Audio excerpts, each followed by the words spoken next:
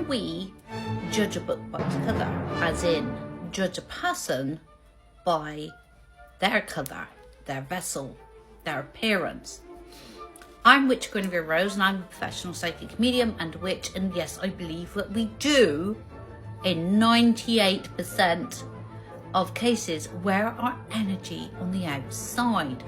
A lot of people think that we wear our energy inside because energy comes from inside our vessels. But we actually do reflect that on the outside, regardless of what society tells us. Now let me explain myself.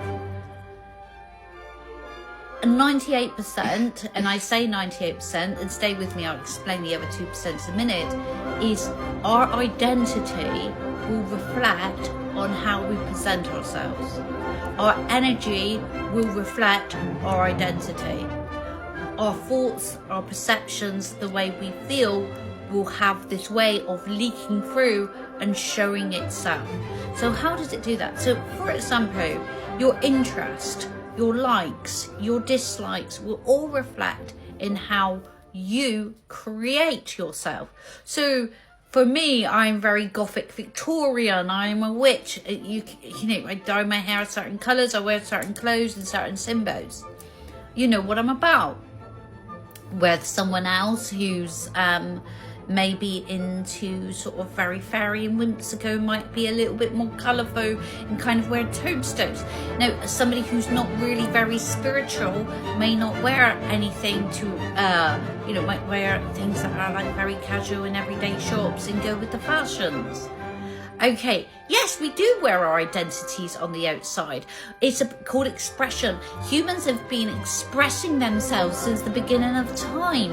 We have tried to express themselves with dyeing their hair with root dyes, or symbols on their faces, or tattoos in tribes to reflect their beliefs. It's a human thing to create and express, and that when we don't express or create, we can often go into depression or anxiety, because humans have needed to express themselves since humans were human. It's about having a voice in a very loud world, and we do that with how we look. Now the other 2% where it doesn't, it's probably because they can't afford to. They don't have the money to create themselves. They don't have the money to buy the clothes or the makeup or the tattoo or whatever it is, or possibly that they can't do that because they're ruled or governed under a certain job where they can't. So yes, I do believe you can judge a book by its cover. Generally, when it's not just inside. People who often don't have an identity, and there's a lot of people who don't have an identity, may just look like the regular kind of conveyor, you know, the white sheep, the white sheep, the white sheep.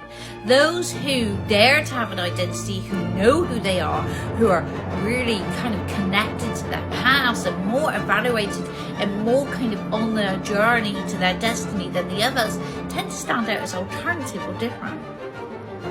And that's where people don't like alternative people, because those people are stepping into who they truly are.